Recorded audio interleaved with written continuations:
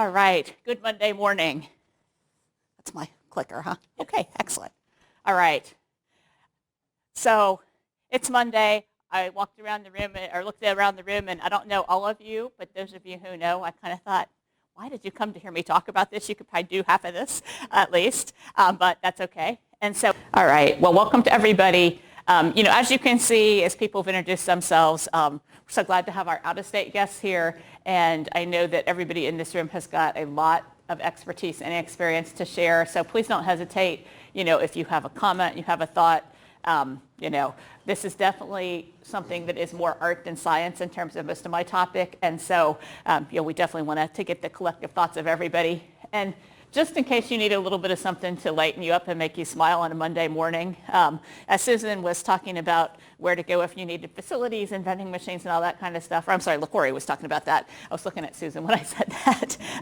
I was laughing to myself because I'm in there trying to get something out of my purse, and I'm trying to balance the purse on the edge of the sink, and the water comes on with motion detector. And so, the one end of my purse fell and had water in it. So it's like, that's my Monday morning problems, guys. It'll be okay. If that's the worst thing that happens all week, I'm going to be really happy. All right, let's see how I get this to work here. Are you pointed at that thing? USB on here. It's on the US. Oh, on there. Okay, that helps to know. This arrow. Oh. This one here. Oh. See, there's like 5 arrows on this thing. So. Yeah, just that one right there. Thank you. Okay. Advanced. All right. Yeah, I was looking at the triangle on top, thinking of it as an arrow. So, all right. Okay, so we're going to talk about public policy, and first, I wanted to talk about public policy by saying, what is it? And, actually, when I looked it up, just kind of to try to think through different perspectives, it was just like, kept referring me to policy and public. It's like there wasn't really a great definition anywhere. But it is a basic course of action adopted and pursued by government, I think is really what I came up with as the most succinct way to say what a public policy is. And the next two things are my opinion of the reason why we ought to talk about this stuff. First one is because in extension, we're so focused on the money a lot of times that we skip the opportunities in policy because we're always worried about the budget. And for obvious reasons, we're worried about the budget because, it is our lifeblood. We don't exist without it. But we miss a lot of opportunities because we don't look a little deeper or we don't look before it's time to look at the budget. Also, as an organization that takes pride in and really is committed to teaching based on scientific principles, we probably ought to also have a really strong commitment to making sure that public policy is based on good, sound scientific principles. And believe me, it's not always. We all know this, right? We all know this. Okay, so some key attributes of public policy made in response to some kind of an issue or problem that requires attention, or I guess I would clarify that and say at least somebody thinks it requires attention. Sometimes you can debate that one as well. I know there was one in Ohio earlier this year about snow removal, and there were people thinking we really needed this, and there were other people thinking, okay, why do we need a state law about this issue? And I didn't read the issue in depth enough to have an opinion, so I'm not going to give you one because there's always a lot more to this kind of things that, when you look in depth than there are on the surface.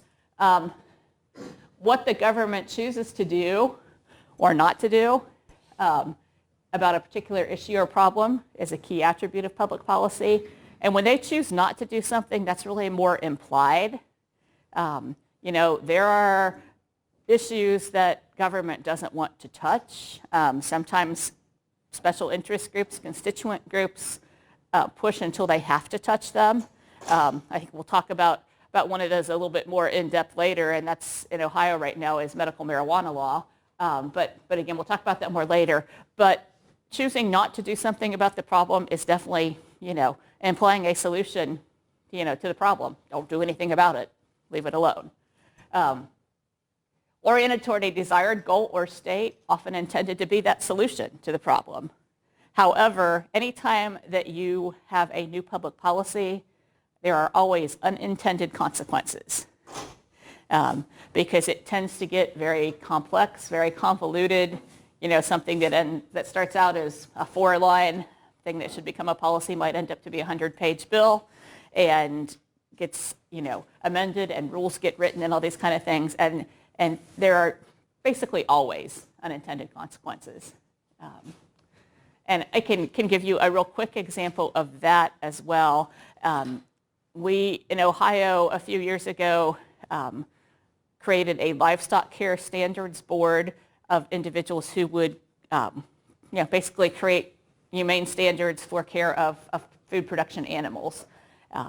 There is a national organization that has some standards that group intended to adopt. An unforeseen consequence of that for us as Ohio State would have been additional reporting and additional costs involved with reporting to that board of standards. We asked for an exemption to that because we already use the National Animal Science Society, and I'm sure that's not quite the right name, but you know what I mean. We already use their standards, which were actually higher than the standards that were going to be put in place through this other entity. So by asking, we avoided unforeseen consequences, but it certainly would have been something, that had we not been paying attention, in our case, would have been an unforeseen consequence. They were not trying to make our life, doing research on food animals or anything like that any more difficult. They just did not realize that. Part of an ongoing process that does not always have a clear beginning or an end. This is my big amen right now, because the legislature in Ohio is trying to finish up their year pretty much. They're not, hasn't been officially said, but they're pretty much not coming back till after the November election. And so there are, 10 and 12 bills a day on the floor of the House and the Senate, trying to get approved. Some of those have been trying to get approved for years. Some of them will make it, some of them won't. There's not a clear beginning and end. Those benefits and costs are continually being assessed, reassessed, and the people in positions to influence them and the people who choose as citizens or nonprofits or businesses or whomever to engage are constantly changing. So there's not ever a clear beginning and end.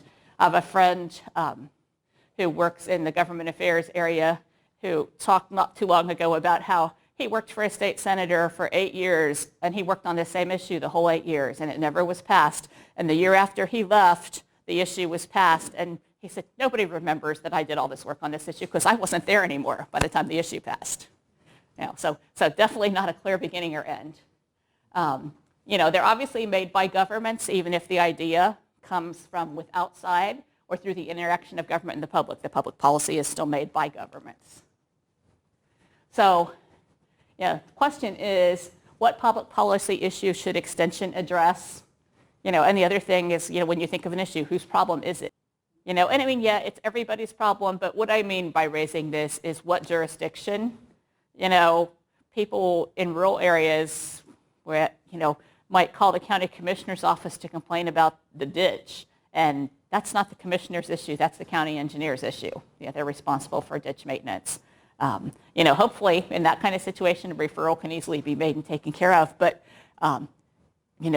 trying to talk to a state legislator about an issue of federal jurisdiction doesn't get you anywhere, and vice versa. So that's always one, to think about. I think, with your deer issue, city government would be an important player in that, as well as state government and possibly county government. And so again, you have to, a part of that figuring out, and you'll get to work on this later today, but figuring out how to navigate something like that is, which one is most likely to get me somewhere as far as where I start. And then oftentimes there will be, something that you decide is maybe primarily a state issue or a local issue, but there's also this sticky little federal thing in there that can really mess everything up if it's not considered or dealt with appropriately, and dealing with it appropriately is often really hard. Liquor laws are a really big one as more people are into, brewing beers and wines, but also brewing spirits and that kind of thing. And federal liquor laws are, a lot of them really, been on the books for 100 years and maybe, don't work with what we might want to do in this day and age for small producers. I know we've dealt with one here because we study, grapes and wine at Ohio State through our viticulture and enology program. well, we really can't legally taste the wine on the premises because it's a federal statute from like 1917 or something called a tied house. And the house can't be tied in terms of serving alcohol and producing alcohol. And somehow the tasting of it takes it to the status of producing. And they consider Ohio State one thing. So if we serve wine at the faculty club and beer at the football game, which we do in the suites and stuff, we can't do it.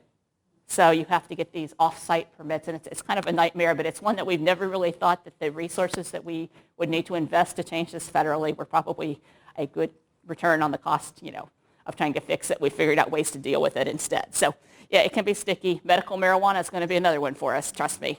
Then when should an extension professional become involved? It's not like everybody in this room doesn't have, a million other things they could be doing. So you have to, as everybody does, set their priorities. And that's just really what you have to decide. Is it a priority? Is it affecting people in your community? And do you think you can make a difference? I think those are the two things. Because we all see things every day that are negatively affecting people that we don't do anything about because we don't feel that we can have any influence, on the situation. But if you decide something is a priority and you decide you're going to try to have some influence, then you really have to just make building those relationships and being engaged engaged effectively parts of your everyday job. It's not something you can sort of segment and do over here. As you have programs, people, in the counties have programs.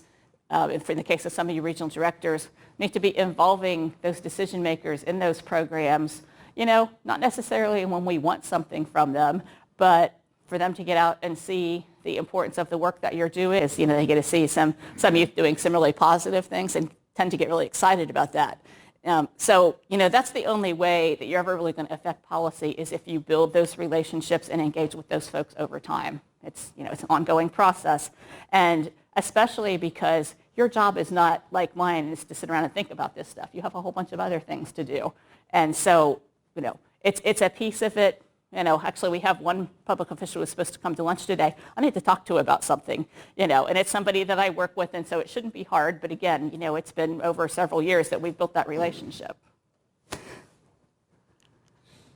Okay, LaCorey asked me to talk about how to stay informed. And yeah, too much information overload. I think this is a challenge for all of us. So you have to really, really set your priorities. And in my brain, but not on the slide for some crazy reason, so I'm going to say it first, is social media. No, you don't get any depth. No, you don't get always accurate information. But boy, is it a piece of what you need to be looking at. And public officials are a part of social media. Campaigns are huge in terms of their social media outreach and, reaching especially younger, but really also all of us, most all of us, because there are not that many people out there percentage-wise who don't at all engage in any kind of social media anymore. I try to find time every summer to see what legislators in Ohio that weren't on Twitter before got on it in the past year. If I've missed them, then I can get them. So I've got a state legislator. Actually, I've got a state House list and a state Senate list, so I can keep up with those tweets to hear, just to stay aware of what they're talking about. Okay, and again, I don't know other states that well, so you'll have to apply these things to your own. But in Ohio, I think really the only major newspaper left that doesn't require a subscription is the Cleveland Plain Dealer. The Enquirer does, the Dayton Daily News does, the Columbus Dispatch does, Akron's paper does. So, so that's a challenge because it used to be, we could get those newspapers online and read whatever we wanted, but now, we really have a lot fewer of those. For federal information, Politico.com is one, and these are all free ones still. The Washington Post and the New York Times, I think they do have a subscription base, but you can read some things. But Washington Post, I have not hit a request to log in with a subscription yet. So those are pretty good sources that look at the big picture. And you get, between those three, I think you get pretty broad perspectives. I guess that's the other thing is you don't want to just always go to one source. because you're going to get different perspectives in terms of how they look at things and their analysis, just like comparing MSNBC and Fox News. You're definitely going to get different perspectives on how they look at things.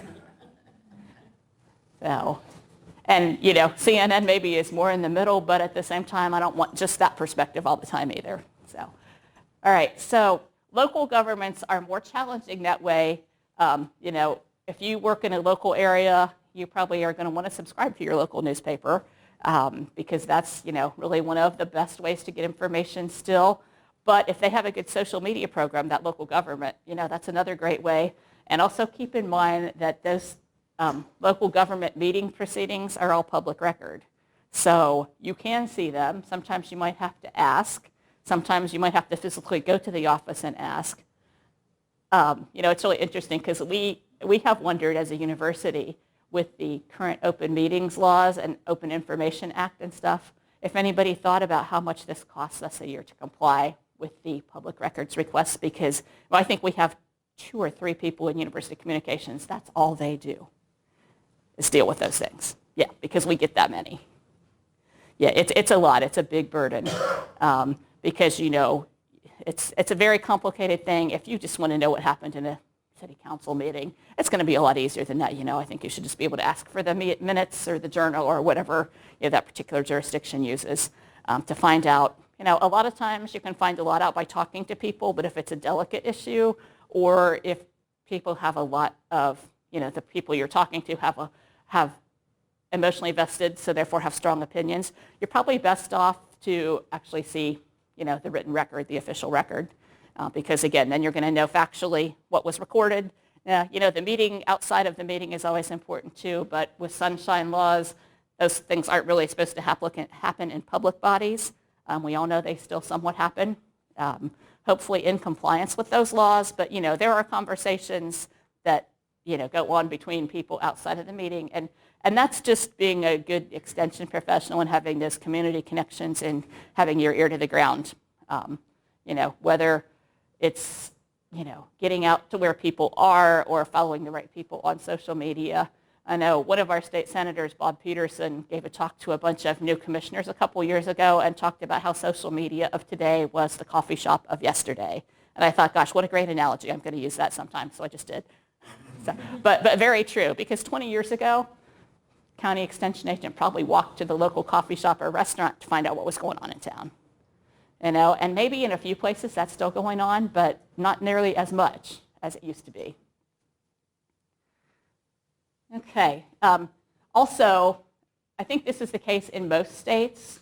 Definitely in Ohio, the County Commissioners Association of Ohio provides actually 2 weekly publications I get in my email every week. One is a State House report, and the other one is just county information and data. They have job postings. They have news items about their members. It goes to all of the county elected officials in Ohio, and I think it goes to anybody who would like to be on the email distribution list. So it is a great source of information, and if your state associations of counties, you have them, so you might have this too, and the next speaker after me can probably answer whether your state has that or not, or at least whether they did. But so Larry can be a resource for you on that, for those of you not from Ohio. There are all kinds of subscription services for a fee. I talked about Politico being one of my go-to federal sources. Well, there's also Politico Pro. And sometimes I hit a wall because if I want to read more about an ag issue, it's like, oh, I have to be a pro subscriber to read the whole article kind of thing, but not very often. There are also federally, a lot of universities use CQ, congressionalquarterly.com. And there's also a gallery watch. When you go to Washington, you'll see some of those free publications sitting around in the offices and cafeterias, like The Hill is one.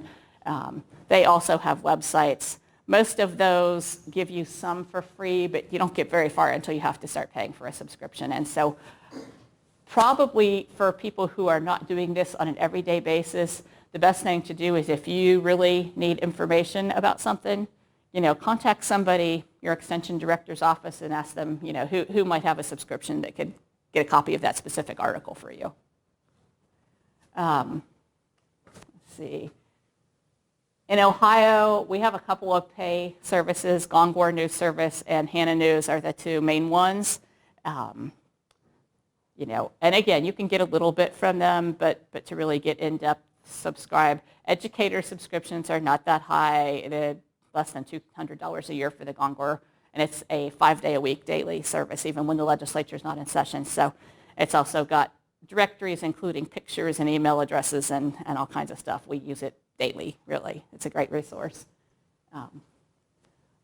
From the university's perspective, too, and I'm pretty sure that, again, Kentucky, Tennessee, all these other universities, Rutgers, they do this, too. We have a daily news digest, and what it is, it's almost like an RSS feed, because any major media outlets that have covered an Ohio State employee or an article coming from, research, extension work, whatever done at Ohio State, they're covered in this daily news digest. 3 or 4 lines, link to go to it. If you go to it and they want a subscription, you can email the people who send out the newsletter, and they will send you the article. Our Government Affairs Office also puts out a weekend review for senior management members at Ohio State and others.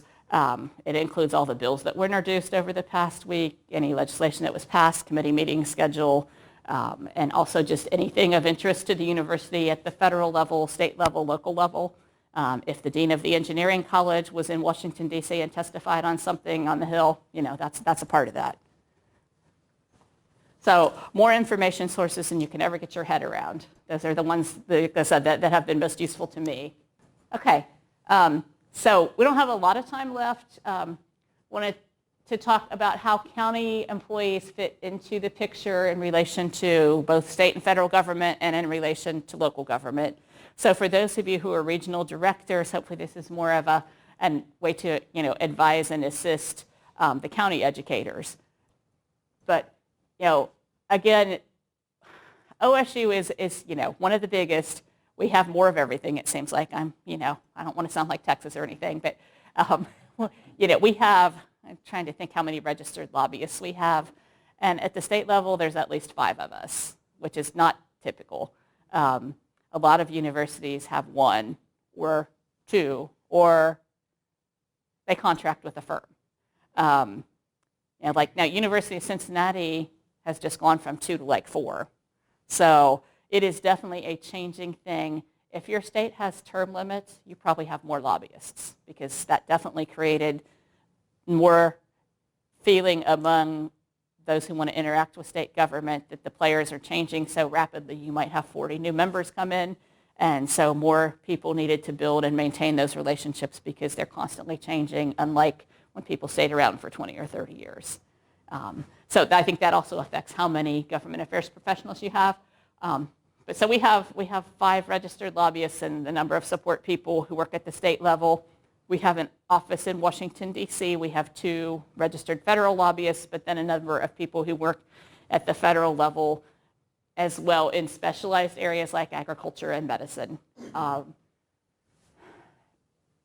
And actually I'm missing my Monday morning staff meeting with all those lobbyists right now, which is okay. I actually talked to 2 of them while I was driving here this morning. But we work together constantly because of the importance of communication. Nothing that we do in the College of Food, Ag, and Environmental Sciences at Ohio State, nothing that we do in Extension at Ohio State is only important to us. There's somebody else that's going to care about that, both at the university and obviously with the public, or we shouldn't be doing it. But everything affects a bigger picture. And I think that's probably the hardest thing to get people to think about as they're in their county, because they're dealing with their commissioners on a day-to-day basis and their communities, and their job is overwhelming, and they have big responsibilities to do that. But things always have a bigger piece, and especially if you're going into an issue that might have a bigger piece, or if you have an educator in one of your counties that is doing that, to pick up the phone and call somebody at the university level. For us, it's me, but it might be your director of extension in other states, because there are only a couple other ag colleges with extension services who actually have their own lobbyist. They're getting to be more people who engage in that kind of stuff, but but there are only a couple at this point that have an actual lobbyist, and it's sort of a growing thing, just like with the term limits and more lobbyists for our university and other entities. What we want to do, why we talk all the time, we want to manage the process so that we get the best outcome for everybody involved. My conversations this morning really weren't about extension because they were about buildings and property. And those are two things in extension we don't have to do very much. But they are big issues, and you don't want legislators unhappy because they're surprised at something that's being done with money they appropriated, and it's really not even legal if it's changed too much from the original intent. You don't want them concerned if there's going to be a change in use of property or a sale or transfer of property, that kind of thing. And sometimes you may be collaborating, and I'm going to use an actual example that we dealt with earlier this year from Extension, collaborating with other entities in financial literacy education. Well, there was a bill that was introduced that basically said that this other entity was doing the financial literacy education, but kind of this little line, that we had a role in it. No money to support our role, no requirement that we be used in other locations. It was, to me, we could have gotten a lot more out of it had we been a little bit more proactive in having that be a part of the conversation before it got to the point where it was already written by the Legislative Services Commission as a bill. But those educators involved, we're not thinking about that. They just do financial literacy education, and here's an opportunity to expand what we do.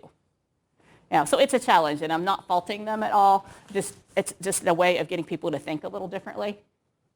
We count on everybody to keep us informed about activities with public officials. Even if it's a really good interaction, if Senator whoever was in the county and attended a planning meeting or, a 4-H activity that was new and different and they're really excited about it, when I see them in the hall at the State House, I want to say, gosh, I heard you were at X and what did you think? And really reinforce, that engagement with Extension on their behalf. And, if they come to the county 4-H banquet, most of them do that if they're invited, and I don't really need to know.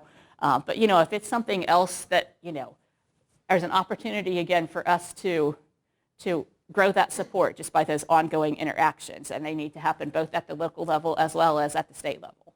And when something like that happens, I love to know it. Our extension director loves to know it. Our dean loves to know it. And we also have legislative ethics laws. Pretty much every state has them, I think. And again, a university, even a smaller one than Ohio State, has a lot of employees who are doing a lot of things.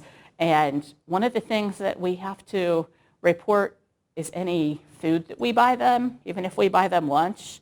Because if we go over $75 in a year of spending on food on a member of the legislature at the state level, we then have to start reporting it to the Ethics Commission, and they also have to. And we have to provide them the documentation to do that. Well, okay, I'm not going to spend more than $75 buying, somebody, lunch and happy hour, but we have 30,000 employees at this university. It could easily happen. And so that's why we all report to this one poor person who gets to manage this for Ohio State. And she has a tough job. When we do our biennial legislative visits, they want us to report the cost of the food per person for those. We have meetings out in our counties when we're working on the budget with constituents and the legislator. And we usually feed people because it usually, helps get people to stay longer if we do that. And so we try to do the cost per person of food for that. And there are specific ways in which we're supposed to do it. So it's just, again, communication is really the biggest thing.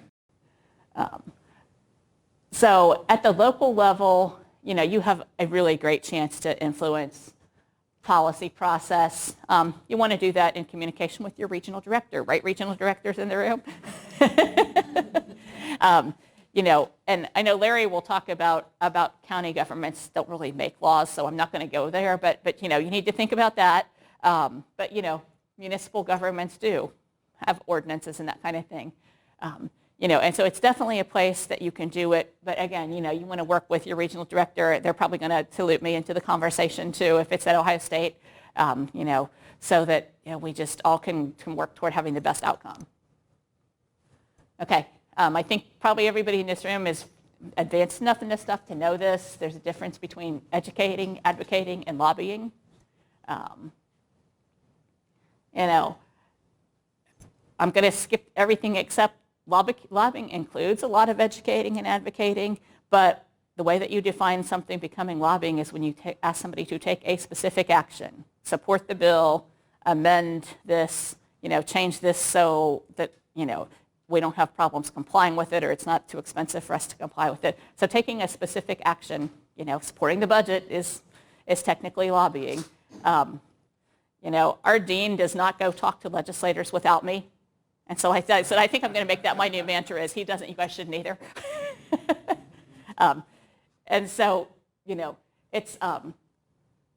it's really for everybody's protection and especially for the educators' protection, that they can do that. And you have people who go to visit in Washington with the, scientific societies, with professional associations. You have State House days with professional associations too. That's fine.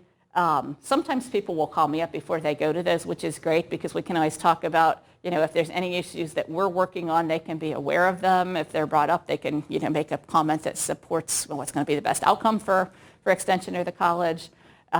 Typically, that's more telling about what you do or saying, we want you to support more dollars for X. And, it's gray, but it's not a battle that, we're going to fight. But it's just always helpful to have communication. These good old Murphy's Laws of lobbying. Logic can be your weakest argument. Hopefully not, but there are days when it feels like it. I really like the fourth one. Don't forget, when you get up to dance with a gorilla, you don't sit down until the gorilla gets tired. Marathon season of trying to get things done in the legislature can get really tiring. Last budget cycle for us, the budget dollars weren't in question, but there was an amendment that was in, it was out at 11:45 on a Thursday night. It came back in, and my phone started blowing up at almost midnight on a Thursday night. And at that point, it wasn't time to be tired. So it can be very true. And the last one, lobbyists thrive on panic and confusion, and these have been very good years. And we're not sure how old this is, but it was a really long time ago. So I think it always applies. And with term limits, again, there's so much more of that even. Okay. We'll go over these real quickly. And again, they'll be on the web later, but most of you have done this kind of thing. You have to know the gatekeepers, the people who schedule, the people who can get you in the door, whether that's for your county officials. Because in an urban county, they all have staff. In some of the rural counties in our states that are represented today, they might have one or two staff people for the entire office, and you can kind of just walk in. But in the urban counties, that is not the case. They've got individual staff people. They've got a budget director who has a staff, on and on. So you've got to know those folks. You definitely don't just show up at budget time. Our current dean is now the interim provost, and when he first came, one of the first things he wanted to do was go out in the fall and start meeting these legislators because he said, I want the first time that I meet these people to be this instead of this. And really good advice, and it served him very well. Something at the local level equally important. You don't just want to show up when you want money.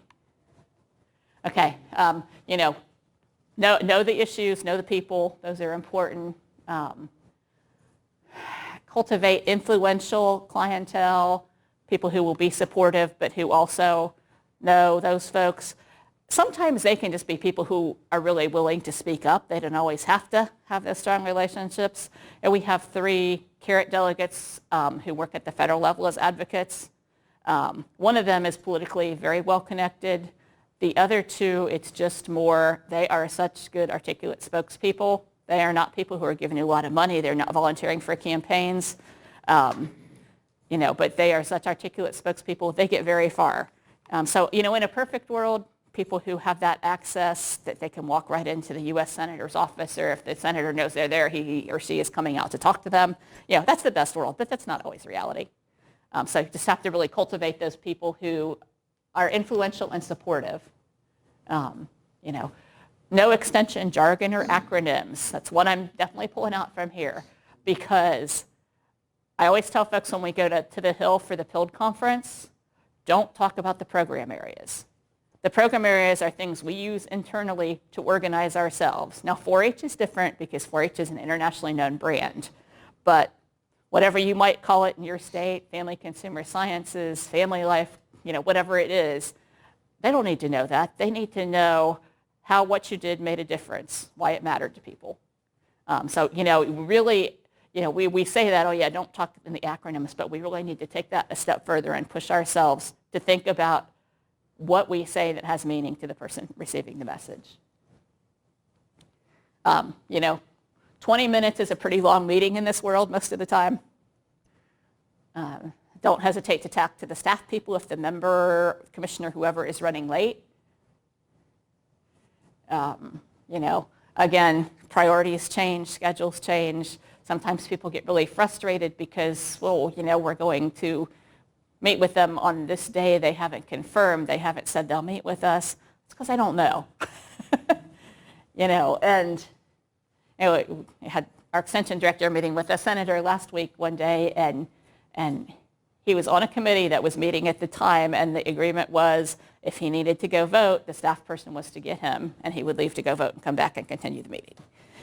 Because, you know, it's just the world that they live in is a lot different than ours. We were at a leadership retreat a few months ago, and they were having us sort of like line ourselves up along a continuum. One of the questions was, you're given a project that's due in 4 months, you know, how soon are you going to start on it? Well, you know, a lot of people were going, I'm start today thinking about what I'm going to do. You're some people in the middle. I'm over here. I work in government affairs. If it's for 4 months from now, it's never going to happen. Right, Larry? Yep.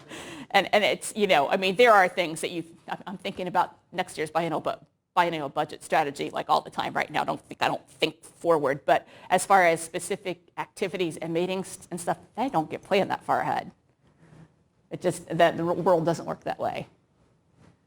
Okay, 4Bs for dealing with elected officials. This sort of sums it up. And I borrowed this from Larry. Be factual, flexible, be honest, but be relentless. Relentless while being nice and not annoying. And I mean, that's an art. Yeah, it really is. Okay, and the other thing is that these folks are not used to people coming in to chat. The last thing that you want is for you or some of the folks that you work with to walk out of a meeting with a public official or their staff, and the person looks at their colleague and says, I don't know what these people really wanted. Okay, and we can get bogged down in too much minutia. We can get bogged down in the details. We can get bogged down in being too nice. You know, we need to be specific about what it is that we're there to talk about. And again, you know, that's that lobbying advocating line. You know, you have to watch that as well. I always struggle when we go to the Hill for the PILD conference, which since everybody is in extension in here, it's after the budget deadline time. And so we don't really have an ask to ask for. And so I usually preface the meeting by saying, you know, these people are from your district and they're just here to share with you the impact that extension is making. And so then, you know, we set the expectation. I'll be honest, there are some staffers who really don't like to spend their time with that because, you know, they have higher, more urgent demands in their mind. You know, we should be there asking for something. There's others who really want to learn and they end up being really good meetings.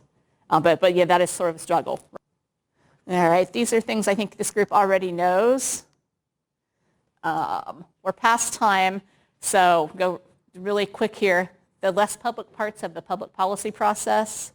And these are things that lots of times, you know, people in our profession don't know very much about it. Yeah, we know that there are players who spend money. You know, I've stopped using the word players some because all the kids use it and it means something totally different to them. and I'll tell you that Friday I spoke to a bunch of 6th and 7th graders. You guys are much more fun. But I asked them what they thought Director of Government Affairs meant. The kid in the first class, you work with people who've had affairs on their spouse and teach them how not to do it anymore. So, yeah, I thought that was pretty good. At least he had the nerve to take a guess, right? So lots of official and unofficial advisors. You hear those people sometimes referred to as the kitchen cabinet. It's an informal group that, whether it's the governor or, a person in leadership in whatever realm, goes to for advice. We have a Legislative Services Commission in Ohio. They're nonpartisan. They write the bills and the amendments. They do all the writing and analysis. What are the effects of this legislation? They're not somebody you as a member of the public really directly access, but you need to know they exist. When I first started into this role, I didn't have any background in government. I was a county extension educator and then worked in human resources for a while. I didn't know about the caucus staff really, but the Republicans and the Democrats in both chambers, both at the state and federal level, they have all kinds of staff who work for the Speaker, the President, and they're really the ones that drive the legislative agenda. They're the ones that really have a lot of influence, what bills get heard, what things move forward on the agenda. So they're really important people to know and understand their role. And I think we've covered most of the rest of those. I would just say one thing about one more bullet on the slide, and it's the statement, votes matter, but I personally don't like the legislative scorecard kind of things, friend of Farm Bureau, watchdog of the Treasury, whatever it is, because it counts votes, which is okay, but you always have to look deeper. Why did that person vote no on this that would have gotten them big points with the entity? I know we had one congressman from Ohio a few years ago who took a lot of grief from an ag-oriented organization because he voted yes on a bill that they didn't think went far enough. It went much further than it had gone before because of his work. And if he would have turned around after they put things in for him that Ohio needed, he would turn around and vote no, they're not going to work with him the next time. So, this particular organization just wasn't seeing that, part of things. You voted yes, and we can't live with that. Well, voted yes, and it's not a perfect bill, but we got X, Y, and Z that you wouldn't have before. And so that's why I don't personally like those or put a lot of stock in them. We have 3 or 4 members of the Ohio delegation who voted no on the last farm bill. One of them because it didn't do enough, the others because it spent too much money. So you've got to look at the reasons why people vote the way they do. Okay, this is just for fun, how a bill becomes law. In spite of the fact it takes up a whole page, there's still some nuances that are missing.